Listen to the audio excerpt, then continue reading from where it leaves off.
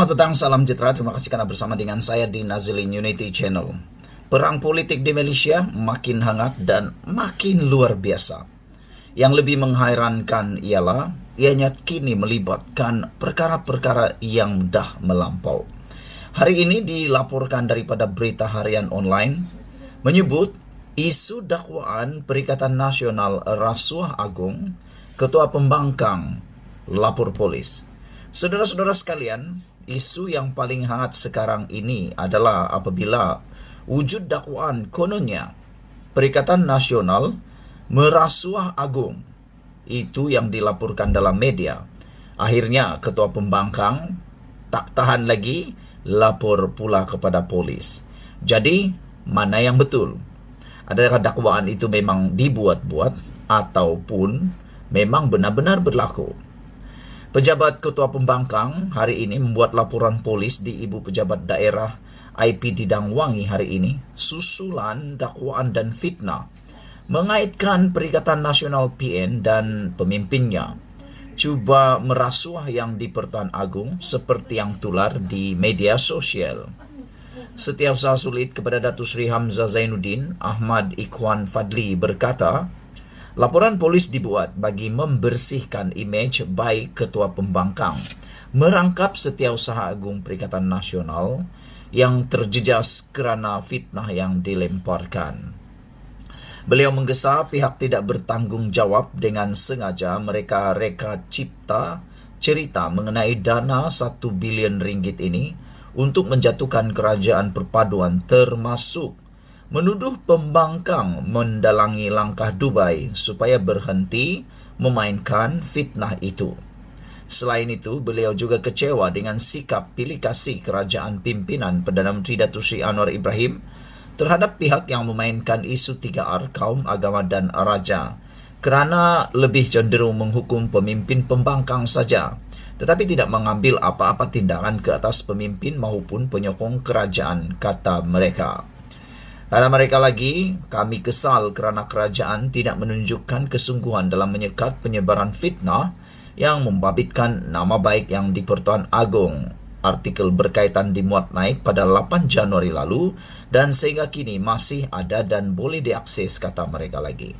Apa respon daripada pihak kerajaan dan penyokong kerajaan? Tiada. Di manakah Menteri Komunikasi? Di manakah Menteri Undang-Undang? Di manakah Menteri Digital? Tiada tindakan diambil, kata mereka. Sedangkan mereka bercakap mengenai isu 3R. Tetapi itu jelas memberi implikasi negatif terhadap imej yang di Pertuan Agong tidak disekat pun, bahkan dibiarkan. Adakah ini sengaja? Kata mereka lagi.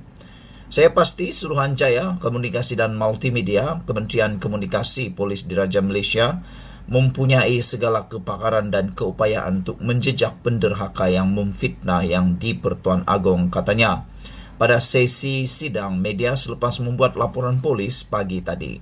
Ditanya adakah akan menyaman pengguna media sosial termasuk pemilik portal yang memuat naik artikel memfitnah Ketua Pembangkang, Ahmad Ikhwan berkata perkara itu akan dibincangkan dengan peguam untuk mempertimbang tindakan perundangan selanjutnya terhadap mereka. Justru beliau berharap kerajaan tidak pilih bulu sekaligus mengambil tindakan terhadap pihak termasuk yang pro kerajaan dikesan melakukan provokasi atau sengaja mengapi-apikan isu berkaitan 3R. Saya minta polis dengan segala kekuatan menggunakan kepakaran yang ada untuk menjejaki orang yang menulis artikel ini, orang yang memuat naik artikel ini dan menyebarkannya dengan tujuan jahat, kata mereka lagi. Saya minta semua rakyat Malaysia berdoa agar fitnah ini dihentikan, termasuk langkah Dubai yang mengaitkan nama baik yang di Pertuan Agong perlu dihentikan. Tiada kena mengena dengan Ketua Pembangkang, kata mereka. Jangan hanya semut dekat Dubai, kita nampak gajah depan mata, dia tak nampak. Ini pesanan kepada kerajaan, katanya. Semalam Setiausaha Politik kepada Perdana Menteri Datuk Seri Anwar Ibrahim meminta pihak berkuasa menyiasat dakwaan seorang pemimpin PN terbabit dalam cubaan merasuah individu berpengaruh dan ahli parlimen untuk menjatuhkan kerajaan perpaduan. Memetik laporan FNT, dakwaan itu yang diserkan sebuah blog mendakwa pemimpin PN dan yang juga seorang ahli parlimen didakwa menyediakan dana berjumlah 1 bilion ringgit untuk memberi rasuah kepada ahli parlimen kerajaan agar menarik balik sokongan kepada Perdana Menteri. Datuk Azman Abidin berkata, pihaknya berharap polis boleh menjalankan siasatan terhadap dakwaan itu jika ia dikatakan benar. Saudara-saudara sekalian, itulah dia isu paling hangat hari ini dipetik daripada BH Online. Sekian dulu Malaysia kita punya, kita jaga sama-sama cintai Malaysiaku. Bye-bye. Selamat petang, salam sejahtera. Terima kasih kerana bersama dengan saya di Nazilin Unity Channel. Kita boleh kata bikin malulah mereka nih, kata mereka. Apabila kalau benar sudah cukup angka, nak tunggu lagi lama buat apa? Kamu share video ini supaya semua orang yang percaya kononnya betul-betul Perikatan Nasional sudah ada 120 SD yang dinyatakan didakwa oleh Raja Petra dan juga disokong oleh Sanusi. Anda harus dengar video ini dan share kerana ini penerangannya yang akan membuatkan Anda mula berfikir logik, tidak lagi berfikir gila-gila, tidak lagi diperbodohkan oleh orang-orang tertentu. Kalau benar sudah cukup angka, nak tunggu lagi lama buat apa? Itu soalan pertama tentang isu SD 120 itu. Coba fikir betul. Kalau betul lah sudah cukup angka, buat apa tunggu lama-lama lagi? Paling mudah kita ada rekod. Waktu kerajaan Pakatan Harapan tumbang disebabkan oleh langkah Sheraton, yang mana Muhyiddin Yassin akhirnya angkat sumpah sebagai Perdana Menteri, tiada penangguhan masa langsung dibuat oleh Muhyiddin. Bahkan kalau boleh, pukul 3 pagi pun mereka akan angkat sumpah sebab terlalu takut, tidak mampu atau digagalkan di tengah jalan. Jadi kenapa pula kali ini tiba-tiba sudah 1 minggu penyataan kononnya ada 120 SD itu tidak kejadian juga. Mereka sebenarnya bohong. Itu saja yang boleh kita cakap. Karena kalau betul ada, nak tunggu apa lagi? Dulu langkah Sheraton tengah malam pun angkat sumpah. Kalau boleh dibangunkan semua rakyat untuk dengar pada waktu subuh. Boleh pula waktu itu. Tapi kenapa sekarang? Itu soalan pertama. Selain blogger pelarian, yaitu Raja Petra Kamarudin, yang disebut-sebut sekarang sebagai blogger pelarian, dan 2-3 tiktokers yang gairah bercakap mengenai sudah cukup angka untuk menjatuhkan kerajaan, satu-satunya pemimpin Perikatan Nasional yang sama tergairah tentang perkara ini ialah Menteri Besar Kedah, yaitu Sanusi Maknur.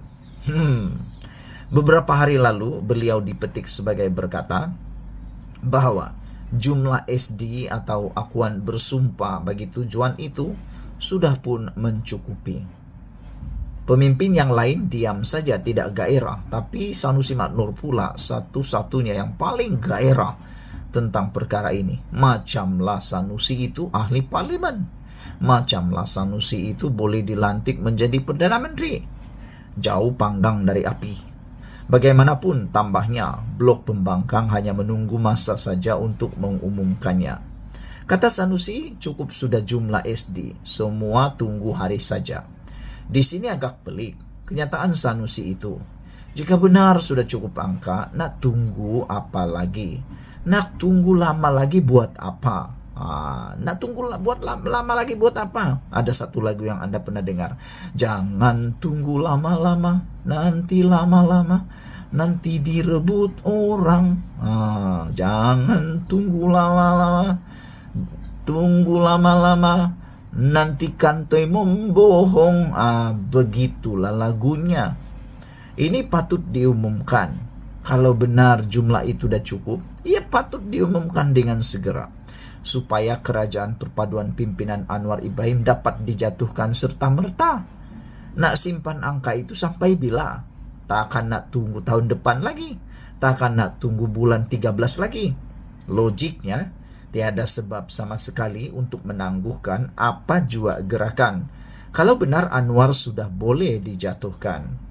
Tambahan pula, dengan menangguhkan lagi bermakna membiarkan Anwar lebih lama kekal sebagai Perdana Menteri. Tak pedih hatikah melihat Anwar terus duduk sebagai Perdana Menteri?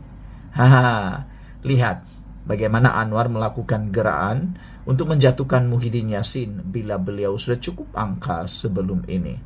Sebaik saya cukup angka dalam genggamannya, beliau tidak berlengah dan bertangguh lagi. Sebaliknya terus mengadakan sidang media di sebuah hotel di ibu negara. Sambil itu, surat memohon menghadap yang di Pertuan Agong juga turut dipersembahkan. Itu baru betul jika benar sudah cukup angka. Ini tidak. Walaupun Sanusi kata sudah cukup angka, tapi katanya mereka hanya menunggu masa untuk melakukan gerakan menjatuhkan kerajaan. Persoalannya, benarkah sudah cukup angka? Ataukah itu hanya sekadar propa, hayalan, angan-angan Mat Jenin, dan itu adalah fata morgana, kata Ahmad Maslan. Sekian dulu untuk kali ini. Jangan lupa tinggalkan komen Anda untuk isu kali ini. Tekan butang subscribe. Malaysia kita punya, kita juga sama-sama cintai Malaysiaku. Bye-bye.